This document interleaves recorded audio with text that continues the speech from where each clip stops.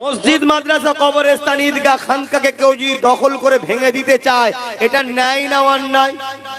জোরে বলেন অন্যায়। কেন্দ্র সরকার 2025 কালা কানুন করে ওয়াকাফ সম্পদের উপরে মসজিদ, মাদ্রাসা, কবরস্থান, ঈদগাহ, খানকাগুলোকে দখল ও ভেঙে দিচ্ছে না, দেয়নি? এটা ন্যায় করছে না অন্যায় করছে? একটু সাড়া দেবেন, জোরে বলুন। তাহলে রাসূলুল্লাহর হাদিস, অন্যায় দেখলে হাত দিয়ে রোখো। হাত দিয়ে রুকা দরকার আছে না নাই? যদি হাতে রুখতে না পারো, কেন্দ্র সরকারের বিরুদ্ধে প্রতিবাদের দরকার আছে না নাই? যদি মুখ দিয়ে প্রতিবাদ করতে না পারো, কেন্দ্র সরকারকে ঘৃণা করে দূরে সরে যাওয়া দরকার আছে না নাই? তা না করে কোন মুসলমান যদি কেন্দ্র সরকারকে ভোট দেয়, তার ঈমান থাকবে? এটা আমি প্রথম বলেছি, এটাকে দেয়নি, কেটে দিয়েছে। শুনছেন? এটাকে দেয়নি, কেটে দিয়েছে। কেন? এইটা দিলে জনগণ বুঝে যাবে যে আব্বাস সিদ্দিকী তো বিজেপির বিরুদ্ধেও বলে রে। কেন? এরা তো প্রচার করে যে আব্বাস বিজেপির সাথে রয়েছে, বলে না? বলে না? কি দুনিয়া এসে গেল। মন দিয়ে শোনে, এটাকে কেটে দিয়েছে, এটা দেয়নি। তারপরে আমি দ্বিতীয় কি বলেছি, আমরা পশ্চিম বাংলার মুসলমান কেন্দ্র সরকারের বিরুদ্ধে আন্দোলন করব। রাজ্য সরকার বলবে দিল্লি গিয়ে আন্দোলন করো। এটা ঠিক বলছে না অন্যায় করছে? জোরে বলুন। যেদিকে আন্দোলন করে তাকে জেল দিচ্ছে। মসজিদ, মাদ্রাসা, ওয়াকাফের জন্য আন্দোলন করা দরকার আছে না নাই? যদি কাউকে জেল দেয়, রাজ্য সরকার ঠিক করছে না ভুল করছে? আল্লাহ নবী বললেন, অন্যায় দেখলে হাত দিয়ে রোখো। যদি হাত দিয়ে রুখতে না পারো, মুখ দিয়ে প্রতিবাদ করো। তাহলে এরও বিরুদ্ধে হাত দিয়ে মুখ দিয়ে প্রতিবাদের দরকার আছে না নাই? তা না করতে পারলে অন্তর থেকে ঘৃণার দরকার আছে না নাই? তা না করে যদি কোনো মুসলমান রাজ্য সরকারকে ভোট দেয়, নবীর হাদিস অনুযায়ী ঈমান থাকবে? আমি তো এইটা বলেছি। এরপরে আমি কি বলেছি? রাজ্য সরকার বলছে কোরআন শেষ হয়ে যাবে, আমরা উন্নতি শেষ হবে না।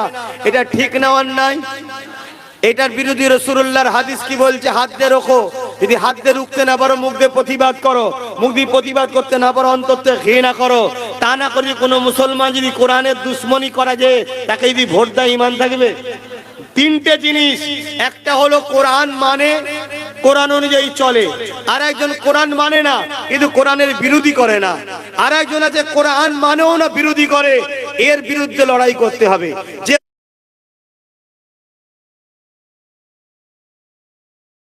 তার সাথে গলায় গলায় আমরা মিশবো, ঠিক না বেঠিক? কেন? বাপ আদমেরই সন্তান তো তারা। সে মানে না, আল্লাহর কাছে জবাব দেবে। কিন্তু তুমি কোরআনের বিরুদ্ধে যদি করো, তাকে আর সাপোর্ট করা যাবে?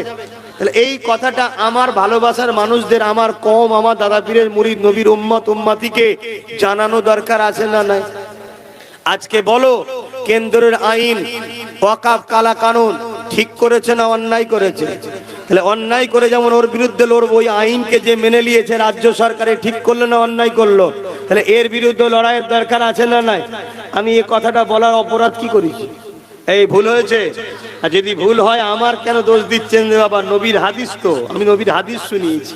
শেষ কথা আপনাদেরকে একটা ভাবাবো। ওয়াকাফ আইন করেছে দিল্লি সরকার, রাজ্য সরকার মেনে নিয়েছে, তাই তো? দিল্লি সরকারের বিরুদ্ধে লড়াই করলে রাজ্য সরকারের কষ্ট হচ্ছে কেন? একটা প্রশ্নের বিষয় আছে না নাই? তখন রাজ্য সরকার কি বলেছিল? দিল্লি যাও, তাই তো নাকি? বাংলাদেশে একজন ভাইকে মেরে দিয়েছে, অন্যায় করেছে, কিন্তু বাংলাদেশে মেরেছে, এই রাজ্যে শুভেন্দু আন্দোলন করছে। কই রাজ্য সরকার তো শুভেন্দুকে বলেনি যে বাংলাদেশে গিয়ে আন্দোলন কর? এই বলেছে? জোরে বলুন বলেছে? জোরে বলুন বলেছে? জোরে বলুন বলেছে? তাহলে মমতা, শুভেন্দু ভাই বোন, আর মসজিদ মাদ্রাসার হয়ে আন্দোলন করলে মমতার বুকে ব্যথা হয়। এই কথা শুনছেন না শোনেন না? মনে থাকবে। তাহলে রাসূলুল্লাহর হাদিস, অন্যায় দেখলে হাত দিয়ে রোখো। হাত দিয়ে রুখতে না পারলে মুখ দিয়ে প্রতিবাদ করো। তা না করতে পারলে অন্তর থেকে ঘৃণা করে দূরে সরে যাও।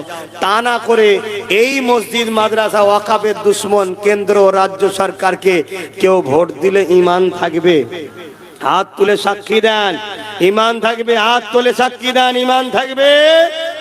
এটা আব্বাস সিদ্দিকী জানানো দরকার আছে না নাই? কারা কারা বলছেন আছে একটু আরেকবার সাক্ষী দেন, শেষবার সাক্ষী দেন, আছে তো নাকি? তাই জানিয়ে দিয়ে গেলাম।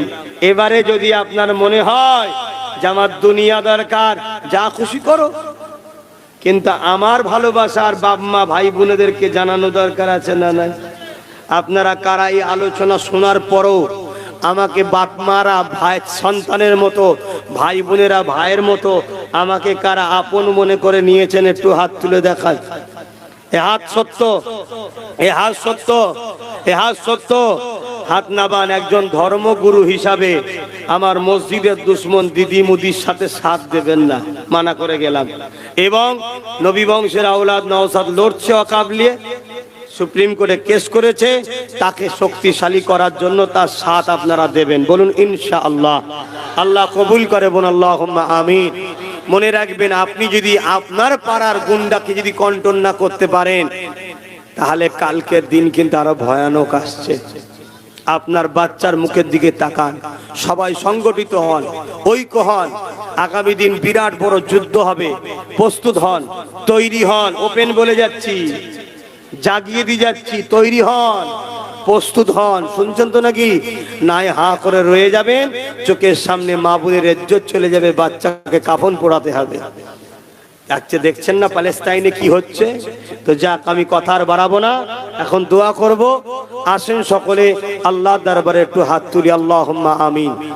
আয় আল্লাহ, যা কিছু বলালেন বললাম, বলা করার মধ্যে যদি কিছু ভুল ভ্রান্তি হয়ে যায়, দয়াময় আপনি মাফ করে দিন আল্লাহ।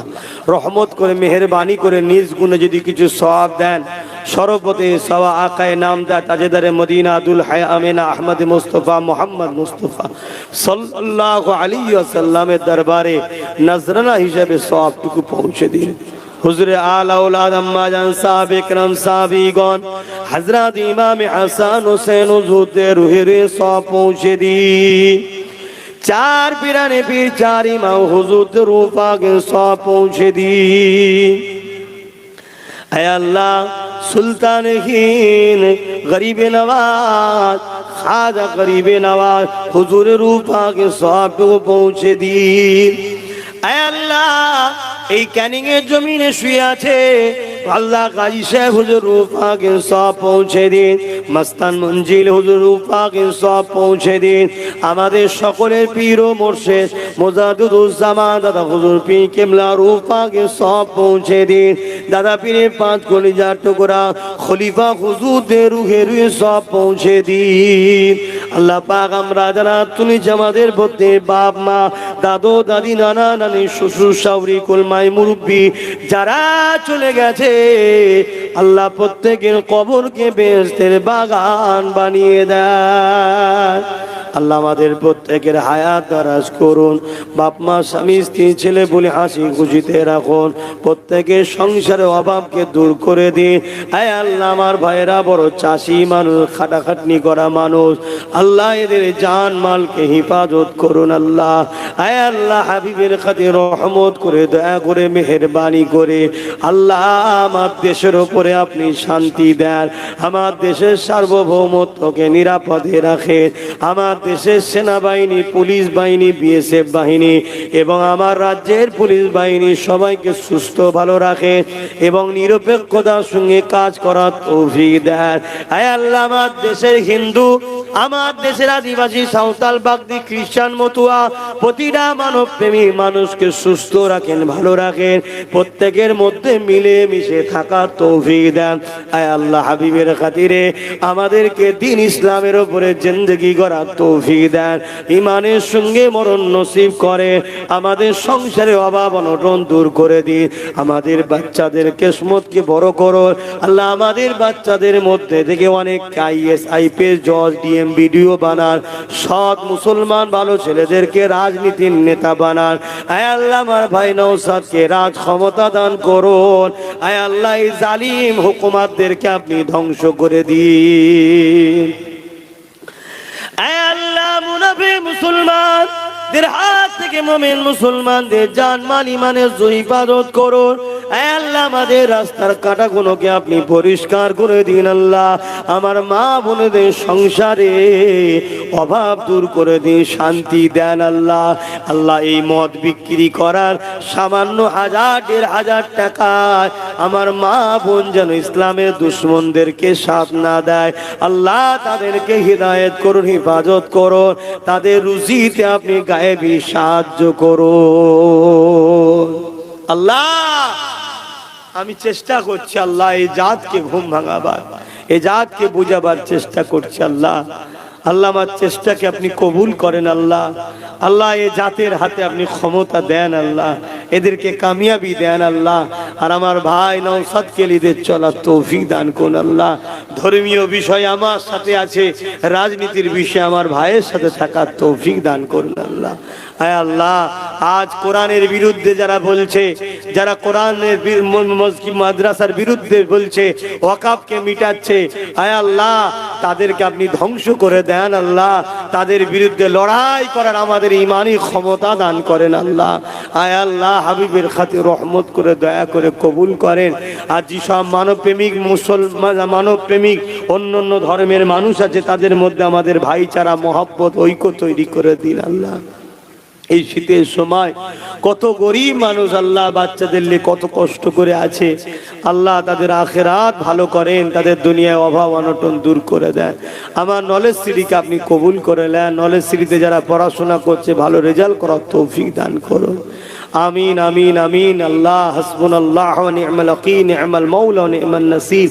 আপনি আমার জন্য যথেষ্ট, আপনার হাওয়ালায় ঘুরি, আপনার ভরসায় ঘুরি, আপনি আমার বারহাক লা ইলাহা ইল্লাল্লাহু মুহাম্মাদুর রাসূলুল্লাহ।